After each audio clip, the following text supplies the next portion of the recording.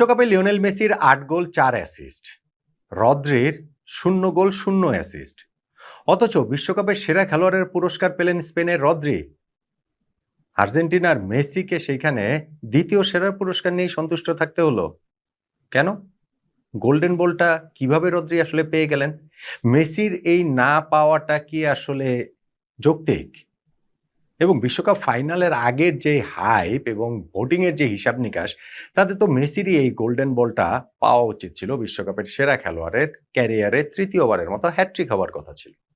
Messi আসলে এই golden বলটা কেন পেলেন না এবং না পাওয়াটা কারণটা কি?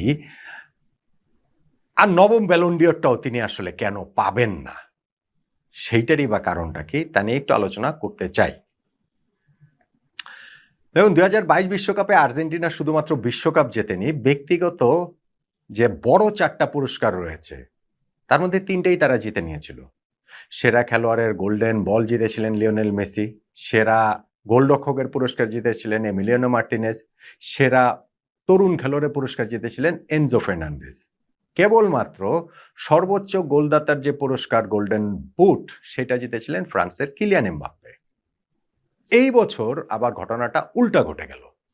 গতবার যেমন আর্জেন্টিনা বিশ্ব চ্যাম্পিয়ন হওয়ার সাথে সাথে ৩টে এরকম পুরস্কার জিতেছেন, এক্স্যাক্টলি এই বছর স্পেন বিশ্ব চ্যাম্পিয়ন হওয়ার সাথে সাথে শুধু বিশ্বকাপ ট্রফি না, ওই ৩টা পুরস্কার তারাও জিতে নিয়েছে। আমরা বিশ্বকাপ ফাইনালের শেষে দেখেছি যে এই পুরস্কারগুলো নিয়ে তারা পোজ দিচ্ছেন যে সেরা খেলোয়াড়ের গোল্ডেন বল স্পেনের রদ্রি জিতেছেন, সেরা গোলরক্ষকের পুরস্কার উনাই সিমন জিতেছেন এবং সেরা তরুণ খেলোয়াড়ের পুরস্কার তাদের ডিফেন্ডার পাউ কুবার্সি জিতেছেন। এবং এইখানটাতেও কিলিয়ান এমবাপ্পে গোল্ডেন বুটটা জিতে নিয়েছেন, সর্বোচ্চ গোলদাতার পুরস্কার।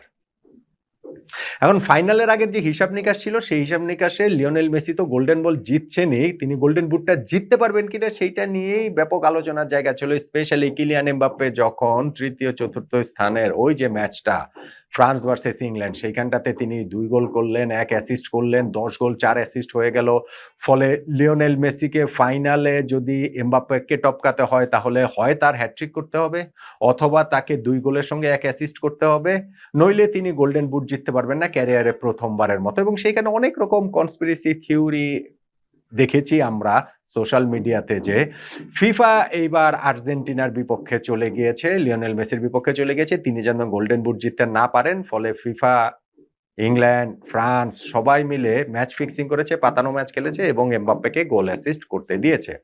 আমি তখন এটা নিয়ে আলোচনা করেছিলাম যে ঠিক আছে, এটা সমর্থকদের কথা, কিন্তু এটাকে একটা সোশ্যাল মিডিয়া ক্যাম্পেইনের পর্যায়ে নিয়ে যাওয়াটা যে না এই ঘটনাটাই ঘটেছে, এটা যে বিশ্বাস করার কত মানুষ ছিলেন, এইটা আমি আবার পরে দেখছিলাম যে মানে ঘটনাটা কি, যে পুরো ওয়ার্ল্ড কাপ একরকম হিসাব নিকাশ দেখলাম যে না, মানে এই সোশ্যাল মিডিয়ার হাওয়ায় যে ফিফা আর্জেন্টিনার পক্ষে কাজ করছে। এটা অবশ্য শুধু সোশ্যাল মিডিয়া না, এটা ধরেন হচ্ছে গিয়ে গ্লোবালি ওইটা আলোচিত হয়েছে, এটা শুধু আমাদের এখানে না। ইনফ্যাক্ট আর্জেন্টিনার প্রেস কনফারেন্সে, একাধিক প্রেস কনফারেন্সে এটা নিয়ে প্রশ্ন হয়েছে যে ফিফা আর্জেন্টিনাকে ফেভার করছে, রেফারিং দিয়ে ফেভার করছে। ফাইনালের আগের মানে ওই আবহাওয়াতে কিন্তু স্পেনের কোচ বলেন কিংবা তাদের ওই প্লেয়াররা বলেন রেফারিংটা যেন ঠিকঠাক হয়, আর্জেন্টিনা ফেভার না করে, এরকম কথাবার্তা তারা আসলে বলেছেন।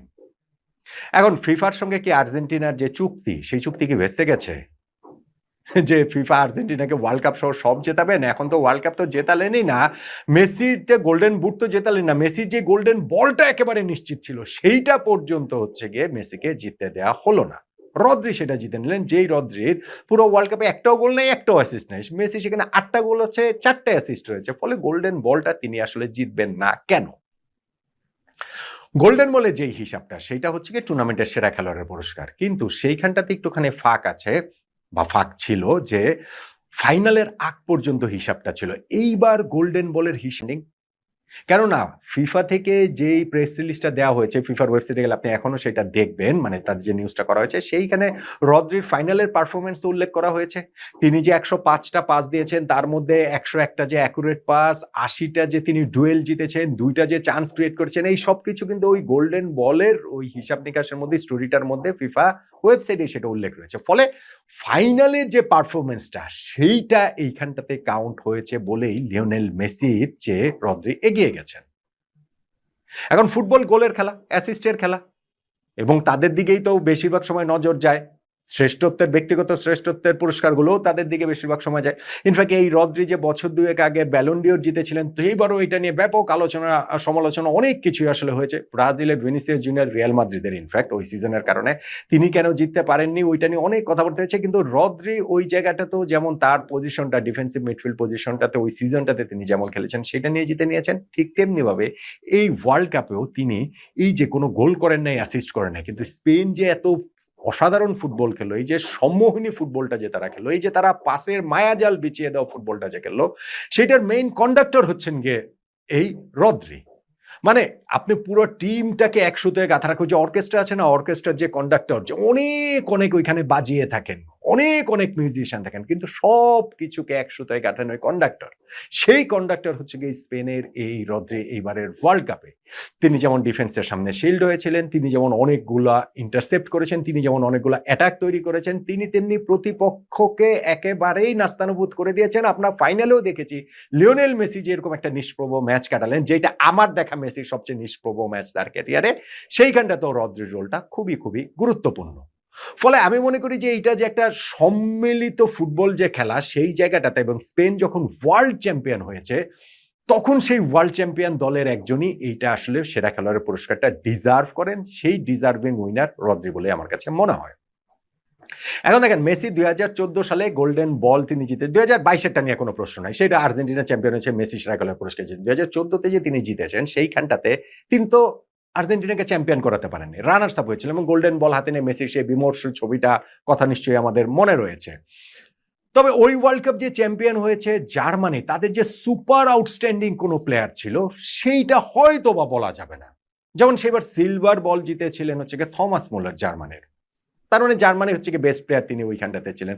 আরও তাদের অনেকের অবদান ছিল ওইখান থেকে। টনি ক্রুজ ওয়ার্ল্ড কাপটাতে সুপার খেলেছেন, ওই ওয়ার্ল্ড কাপটাতে মানুয়েল নয়ার সুপার খেলেছে, অনেকেই সেখানটাতে ছিলেন। কিন্তু আছে না যে একেবারে আউটস্ট্যান্ডিং পুরো টিমটা, এইবার স্পেনের রদ্রির ক্ষেত্রে আমরা যেটা বলতে পারছি সেইটা তো আসলে ছিল না। আর আরেকটা জিনিস হচ্ছে কি, এর আগেও গোল্ডেন বলের ক্ষেত্রে সেরা খেলোয়াড়ের ফাইনালের আগে সেটা নির্ধারিত হয়েছে। আমি আগেও একটা আলোচনাতে বলেছিলাম, যেমন 1998 বিশ্বকাপের গোল্ডেন বল জিতেছিলেন ব্রাজিলের রোনালদো, অথচ ফাইনালটাতে তিনি কিরকম নিষ্প্রভ ছিলেন। তার ওই রহস্যময় অসুস্থতা, তিনি খেলবেন না, টিম শিটে নাম ছিল না, পরে ইনক্লুড হয়েছেন, কিন্তু ব্রাজিলের পরাজয়টা তিনি ঠেকাতে পারেন এবং তিনি আসলে পুরো ম্যাচটাতে দর্শক হয়েছিলেন। আবার 2002 ওয়ার্ল্ড কাপে অলিভার কান গোল্ডেন বল জিতেছেন সেরা খেলোয়াড়ের পুরস্কার, জার্মানির গোলকিপার। কিন্তু ফাইনালে ব্রাজিল যে জার্মানিকে 2-0-তে হারিয়ে দিয়েছে, সেইখানে কিন্তু প্রথম গোলটা সেই অলিভার কানের ভুলেই রোনালদো পেয়ে গিয়েছিলেন। ফলে ওইখানটাতে একেবারে যথার্থভাবে ওই মূল্যায়নটা হয়েছে বললে তো আর মনে হয় না। যেমন আপনি যদি এখন চিন্তা করেন, 98 বিশ্বকাপের গোল্ডেন বল আসলে জিনেদিন জিদানের পাওয়া উচিত, ব্রাজিলের রোনালদোর না। আপনি পুরো বিশ্বকাপের হিসাব যদি করেন, 2002 বিশ্বকাপের আবার গোল্ডেন বলটা রোনালদোর পাওয়া উচিত, অলিভার কানের না। সো ওই রকম ব্যাপার সেবা ছিল। কিন্তু এইবারের ওয়ার্ল্ড কাপটাতে লিওনেল মেসি এবং রদ্রি যে ব্যাপারটা হয়েছে, সেইখানটাতে আমার মনে হয়েছে যে ফাইনালের ম্যাচের পারফরমেন্সটা যদি আপনি কাউন্ট করেন, তাহলে রদ্রির এই পাওয়াটা যৌক্তিক বলেই আমার কাছে মনে হয়। এবং ঠিক আছে, মানে স্পেন এখানটাতে চ্যাম্পিয়ন হয়েছে, তাদের যে মূল খেলোয়াড়, এবং সেটা হচ্ছে গিয়ে দলীয় ঐক্যই তো স্পেন চ্যাম্পিয়ন হয়েছে, এবং তাদের মানে দলীয় পারফরমেন্সে, এবং সেইখানটাতে সবচেয়ে গুরুত্বপূর্ণ প্লেয়ার এই রদ্রি। ফলে তার এই গোল্ডেন বল পাওয়াটা যৌক্তিক বলে আমার কাছে মনে হয়। ওই যে ফিফা ষড়যন্ত্র, আর্জেন্টিনার সাথে এক সময় হাত ছিল, তারপরে আবার সেইটা হচ্ছে গিয়ে এখন আবার সেই চুক্তি ভেস্তে গেছে, এগুলো সোশ্যাল মিডিয়ার কথাবার্তা, এগুলোর আসলে কোনো সারবত্তা আছে বলে আমার কাছে মনে হয় না। আর আরেকটা জিনিস যেটা, সেটা হচ্ছে ধরেন গোল্ডেন মানে মেসির ক্ষেত্রেও যদি আমি বলি, Ballon d'Or 9th Ballon d'Or তিনি জিততে যাচ্ছেন। যদি এবার তিনি বিশ্বকাপ জিতেন তাহলে তিনি 9th ব্যালন ডিওর জিতেন, ওইটা লোডিং ছিল নিশ্চিত। কিন্তু এখন যেহেতু তিনি বিশ্বকাপ জেতেননি, আমার মনে হয় না যে মেসি আর মনে হয় না ওই চান্সই আসলে না। বিশ্বকাপের সেরা খেলোয়াড় পুরস্কার জেতেননি, তিনি বিশ্ব সেরা, এই পুরো বছরের সেরা খেলোয়াড় পুরস্কারটা তিনি কিভাবে জিতবেন? তিনি খেলেন মেজর লিগ সকারে, সেইটার পারফরমেন্স তো আর এখানে ধর্তব্য অত বেশি হয় না ব্যালন ডিওরের হিসাবটাতে। হ্যাঁ, ব্যালন ডিওর 1995 সাল পর্যন্ত যে হিসাবটা ছিল শুধুমাত্র ইউরোপের ফুটবলারদের জন্য সেইটা পুরস্কারটা ছিল। 1995 থেকে সেটা উন্মুক্ত হয়েছে যে না, ইউরোপিয়ান লিগে খেলা ফুটবলার, সেটা যেই দেশের হোক না কেন। যেমন প্রথমবারই লাইবেরিয়ার জর্জ ওয়েয়া জিতেছিলেন, যিনি এসি মিলান ইতালির ক্লাবটা ইউরোপের একটা ক্লাবে খেলছেন। আর 2007 সাল থেকে হয়েছে যে না, পৃথিবীর যে কোনো দেশের যে কোনো লিগে খেলোয়াড়দের ক্ষেত্রেই সেটা আসলে প্রযোজ্য। সো সেই হিসাবে এমএসএল এর এটা কাউন্ট হতো না মেজর লিগ সকারে মেসির পারফরমেন্স। কিন্তু বিশ্বকাপ পারফরমেন্স, আর্জেন্টিনাকে বিশ্বকাপ জেতাতে পারলে তিনি শিওরলি আমার মনে হয় যে ব্যালন ডিওরটা জিতেন। যেহেতু তিনি ওইখানে জেতাতে পারেননি আর্জেন্টিনাকে, সো ব্যালন ডিওর ও 9th ব্যালন ডিওরও মেসির আসছে বলে আমার কাছে মনে হয় না। গত বছর আর্জেন্টিনা শুধুমাত্র বিশ্বকাপ জেতেনি, আমি বলছিলাম ইন্ডিভিজুয়াল সকল অ্যাওয়ার্ডই তারা জিতেছিল, বাকি 3টা ওই বিরিয়ানিতে এলাচ হিসেবে ছিলেন এমবাপ্পে। আর এইবার আবার স্পেন বিশ্বকাপ জেতেনি, সব ইন্ডিভিজুয়াল 3টা পুরস্কারই জিতেছে, ওইবারও বিরিয়ানিতে এলাচ সেই ফ্রান্সের এমবাপ্পেই হয়ে আছেন। কিন্তু এটা আসলে ডিজার্ভিং হয়েছে বলেই আমার কাছে মনে হয়। ধরেন সেরা তরুণ খেলোয়াড় পুরস্কারে পাউ কুবার্সির প্রতিদ্বন্দ্বী স্পেনের, তার সাথে তো লামিনী ইয়ামাল ছিলেন, কিন্তু আমি মনে করি পাউ কুবার্সি এটা অবশ্যই যথার্থ। পুরো ওয়ার্ল্ড কাপে 19 বছর বয়সী এই ডিফেন্ডার যেই ফুটবলটা খেলেছেন, মাত্র একটা গোল স্পেন কনসিড করেছে, ফলে সেই পুরস্কারটা তিনি জিতবেনই।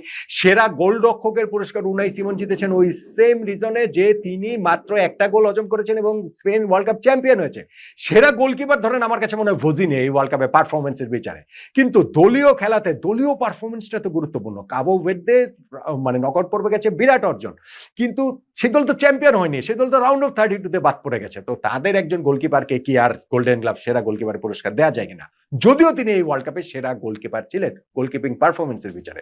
ফলে ওইটাও আমার কাছে মনে হয় যে ঠিক আছে বলে মনে হয়। তো লিওনেল মেসি এইবারে বিশ্বকাপ ফাইনালটা যখন শুরু করছেন তখন তার সামনে সবকিছু জয়ের সুযোগ ছিল। অবভিয়াসলি সেরা তরুণ খেলোয়াড় তো না বা সেরা গোলকিপার না, কিন্তু ধরেন গোল্ডেন বল, গোল্ডেন বুট, বিশ্বকাপ, এই 3টা পুরস্কারই লিওনেল মেসি জিততেন এবং সেই ক্ষেত্রে ব্যালন ডিওরটাও আসলে চলে আসতো।